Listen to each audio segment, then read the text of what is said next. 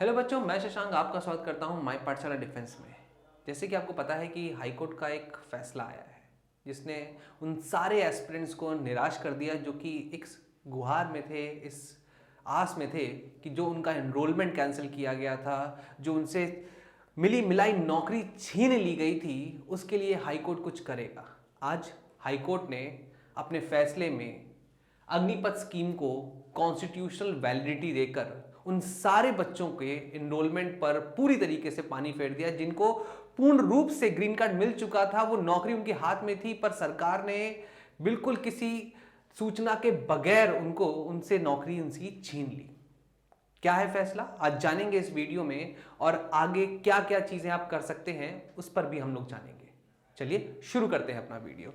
जैसे कि आपको पता है कि अग्निपथ स्कीम का जो रिक्रूटमेंट था, वो बहुत सारे जो लोग थे उसके विरोध में क्या कर रहे थे, आग लगा दिया था उन्होंने। बिहार में ट्रेनें रोक दी थी, ट्रेनें जला दी थी, और फिर बाद में फाइनली वो हाई कोर्ट पहुंचे थे इस गुहार में कि ये जो गलत उनके साथ हुआ है वो सुप्रीम कोर्ट या हाई कोर्ट इसको देखेगा, इसको सही समझेगा, इसको समझेगा उनके दर्द को। पर आज हाई कोर्ट ने जो याचिका डली थी उसका फाइनल फैसला सुनाया, और फैसला क्या था वो देखिए। फैसला है कि दिल्ली हाई कोर्ट ने अपहोल्ड कर दिया है constitutional validity of Agnipath scheme. मतलब उनका कहना यह है कि हाँ, अग्निपथ जो स्कीम आई थी वो बिल्कुल सही थी, और जो एनरोलमेंट कैंसिल किए गए थे वो भी बिल्कुल सही किए गए थे।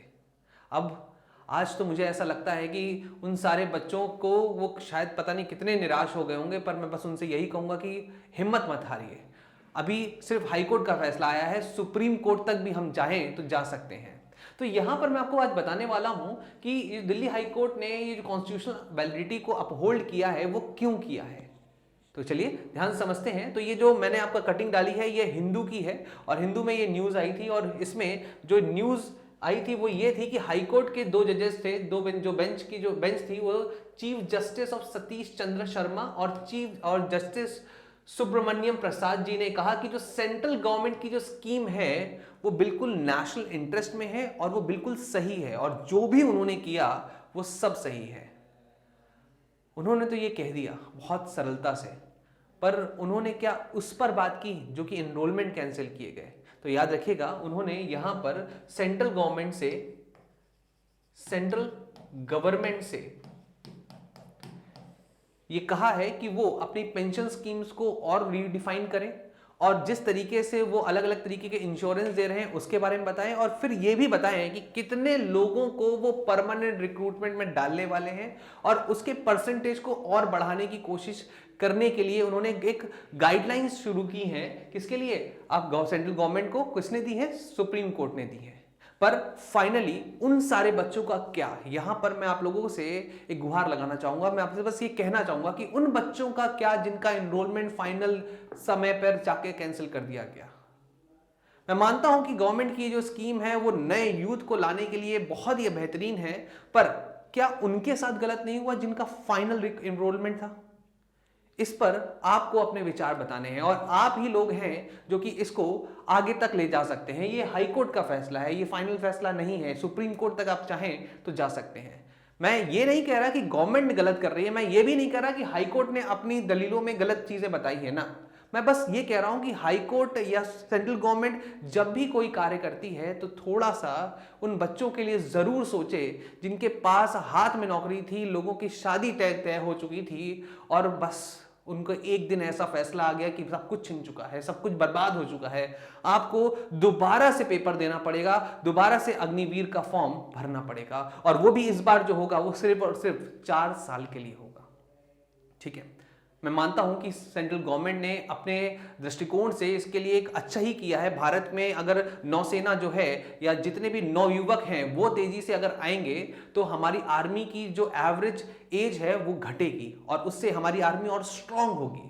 पर फैसले को लेना और उसके बाद इस तरीके से इंप्लीमेंट करना थोड़ा सा गलत रहेगा, जो मुझे ऐसा लगता है। तो मैं गवर्नमेंट से और खासकर हाई कोर्ट से और जितने भी आपके न्यायालय हैं उन सबसे गुहार लगाऊंगा, जहां पर भी इन्होंने पिटीशन डाली है, कि इस चीज को, इस संदर्भ को जरूर देखें, समझें, इस दर्द को समझें, और उसके बाद जिसको भी आपको रिक्रूट करना है नए नए करें, पर उन पुराने बच्चों को प्लीज कुछ आसरा दें, ठीक है। और अगर आप मेरे साथ हैं तो कमेंट जरूर करिएगा। और आपको मैं एक और चीज बता देता हूं कि अगर आप लोगों का वो जो आप उसी साल से हैं, उसी एनरोलमेंट में हैं, तो आप परेशान होने की जरूरत नहीं है। देखिए जो हुआ है सो हुआ है। मैं मानता हूं कि उसमें थोड़ी गलतियां कहीं ना कहीं सेंट्रल गवर्नमेंट की भी है, थोड़ी सी गलतियां कहीं न्यायालय की भी है, पर उन्होंने अपने हिसाब से दिया है। पर आपको आस नहीं छोड़नी है, देश की सेवा करने का सर्वोच्च मौका आपको नहीं छोड़ना है, चाहे वो अग्निवीर का ही क्यों ना हो।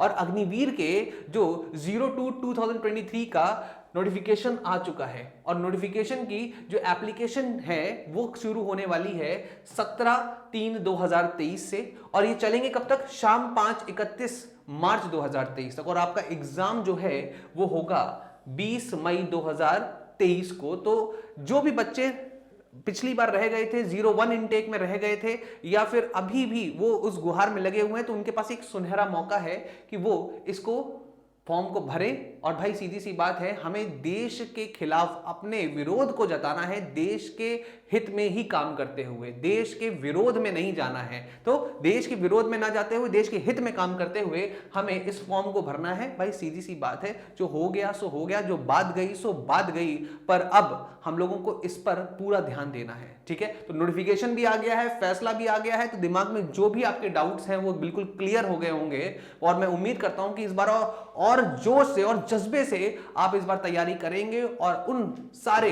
कैंडिडेट के लिस्ट में आएंगे जो कि परमानेंट सेटल होने वाले हैं अग्निवीर के स्कीम के द्वारा, ठीक है। तो मैं यहीं पर शशांक आपका बस अभिनंदन करता हूं कि हाँ, आप इस वीडियो को शेयर करेंगे, लाइक करेंगे और सब्सक्राइब करेंगे।